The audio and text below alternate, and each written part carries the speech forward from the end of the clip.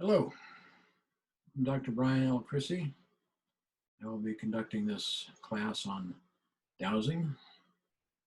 First class will be on the theory of dowsing, what it is, how it works, and why. And next session is going to be practice. We're going to actually select instruments, calibrate them, use them, and learn by doing. So, learning to dowse, part one, theory. Let's get underway. What is dowsing? Dowsing is producing in the material world evidence of truth in the astral realm. You are a dowser. You have hunches sometimes, you have good guesses, you have feelings. Sometimes you're precognitive. Sometimes you know things without being told. And sometimes you have experienced odd things. All of those make you into a dowser. Dowsing is intrinsic in everybody's capabilities. We must understand the two sides to reality, the material world, which is like the part of the iceberg seen above the surface, and the astral reality, which is the part of reality below the surface. It's really bigger, more important. It's where the real action is, but a lot of people don't even know about it. So what we take as reality is just a holographic projection from a greater unseen reality. We have 4 dimensions in our world, 3 dimensions plus time. Our 4D material world is a very effective illusion projected from the multidimensional astral realm. Without this essential insight, we are playing with shadows, thinking they are real. Material reality is illusory. If you get a chance, read Michael Talbot's The Holographic Universe, in which he explains this. We find that there are untold numbers of dimensions through which advanced, intelligent civilizations travel routinely.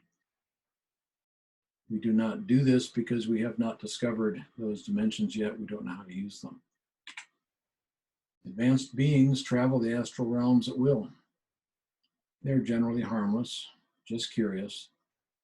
They find that earthlings are a very strange part of the universe. Your astral body lives in the astral realm and considers it the true reality. The material world is an illusion to the astral body. So how does dowsing work? The dowsing pendulum, or other dowsing tools that we will consider, occupies the focus of attention of your material brain. Distracting the rational brain's attention inhibits its habitual monitoring function, which squelches dowsing. Freeing your mind allows your astral body to move a pendulum via telekinesis.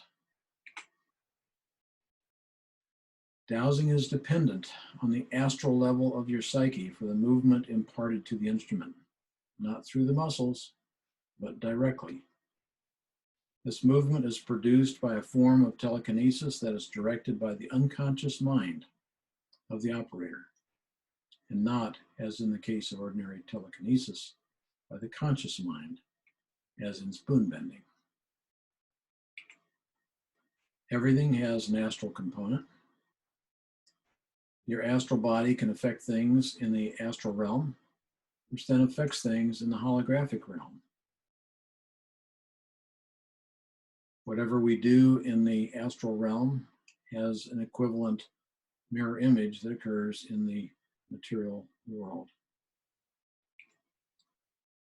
There are many dowsing tools that can be used. They focus the mind's attention, they magnify the telekinetic movement, and they show its orientation. We will discuss just pendulums because this is the most convenient way for us to find the truth that we are seeking.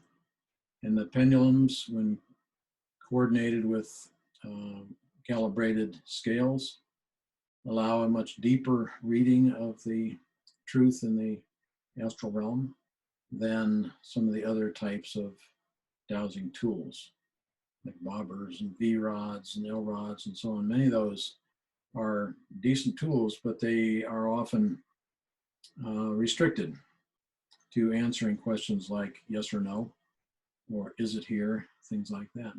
We need to go deeper than that. There are some considerations. First concept is that accuracy beats beauty. Why are you thinking about dowsing, if not to get answers? If you're trying to get answers, then the beauty of the instrument is inconsequential. So don't choose a dowsing pendulum based on how pretty it is.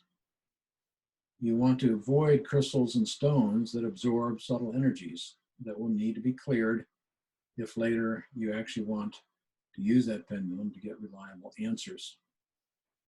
If you have a crystal or stone pendulum, it will tend to absorb subtle energies from around it. And in the future, it will tend to resonate with other things that have that energy rather than the answer that you are trying to find in the astral realm. Metal pendulums are best. The Super Isis pendulum, as you see in the bottom of the screen here, was used by ancient Egyptians for 5,000 years to make decisions like who lives and dies, and how many of this to make, and where to go and what to do. Pointed pendulums allow you to read scales numerically, as in this scale that you see here, running from 0 to 100. If you use a pendulum like the beautiful one above there, it's going to be pretty difficult to read a scale because there's no pointer on that glass sphere. So we want to calibrate the instrument that you choose. You want to make the pendulum your friend. So you want to treat it with respect and honor. You ask it, and we'll do this in the next session, we ask it to show what a yes looks like, and then what a no looks like, and what an unclear looks like. These are the basic parts of the lexicon of the pendulum. There are many more, but these at least you'll need to calibrate your pendulum until you get reliable responses. We can use a numerical chart. One that goes from 0 to 100 is mostly useful. Sometimes you need other scales. You want to ask your pendulum to show you specific numbers. Hold it over the scale and say, show me a 40, show me a 50, and work with it until it responds in the way that is clear to you. You can ask for answers that you know, like how old am I on a scale from 0 to 100?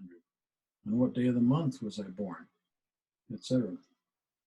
You always have to instruct the pendulum because it lives in the etheric realm, which is created by our intentions. We have to tell it how to act. We might say on a scale from 0 to 10. We might say on a scale from 0 to 100, a scale from 0 to 1,000, a scale from 7,000 to 8,000. You can check the accuracy of the pendulum by asking it questions within specific ranges. You can get closer. Once you get a feeling for what the answer is, you can re-instruct the pendulum to act on a restricted scale and get more precision in your answer. One thing to beware of is wishful thinking in dowsing. If you really want a particular outcome, your desire can manifest an impression in the astral realm that can make you pick up false signals, make you think that the answer is the one that you want, whereas what you're really seeing is the impression of your wishful thinking. There is a way to remove this personal bias that can creep into certain questions that dowsing may be trying to answer. Work with a partner. Have the partner pose the question silently, and then you dowse on the question the partner is holding in his or her mind. Or you can do it the other way. You pose the question silently and let the other person do the dowsing. Do it a few times back and forth, and with confirming results and consistent outcomes, you may get a better answer on the question without having your particular desires expressed in that answer. Another thing to be aware of in dowsing is a thing called remanence, which is the tendency of conditions to remain. We must remember that there is no time in the astral realm. Time is a construct of the material realm. So in the astral realm, without time, past influences can be picked up as if they are still there, because it can't tell the difference between yesterday and today and tomorrow. There is no time. All those are concepts. They can all be picked up by the dowsing instrument. And because there's no time, future possibilities can be picked up as if they have already happened. But what you're really seeing is the tendency for that future thing to happen.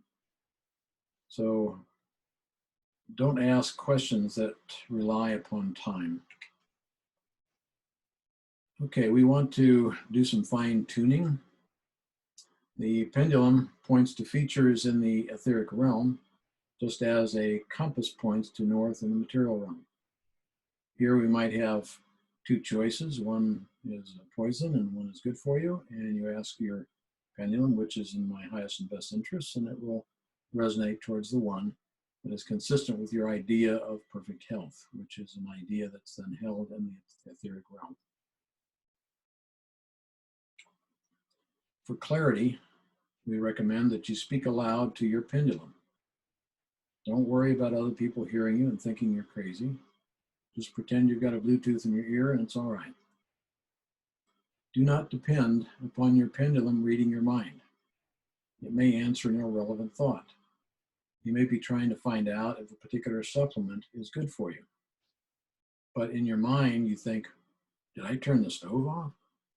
You may get an answer to that question. So rather than have the pendulum reading your mind, speak aloud to it. Ask it directly. Is this supplement here good for me? Or which of these 5 supplements is the one that is best for me? Never ask, should I? Because that gives away your power. Don't let some unknown thing, like a pendulum, make your decisions. Ask, is it in my highest and best interest to whatever it is? And then choose what is in your highest and best interest. Regarding the future, never ask, will such and such, because the future is co-created by the assembled intentions of all humans. These intentions work through the astral realm and manifest as our perceived reality above the surface of the water, as the tip of the iceberg. The future is not set. What you can do is ask on a scale from 1 to 100 or 0 to 100, what is the probability that such and such? And you'll get an indicator as to how likely that particular thing is. But you can't ever get an answer that says such and such will happen, because tomorrow morning at 6 a.m., everybody on Earth might suddenly decide that this is a lovely and peaceful and sustainable planet. And all those attentions get manifested, and that's the planet that we get.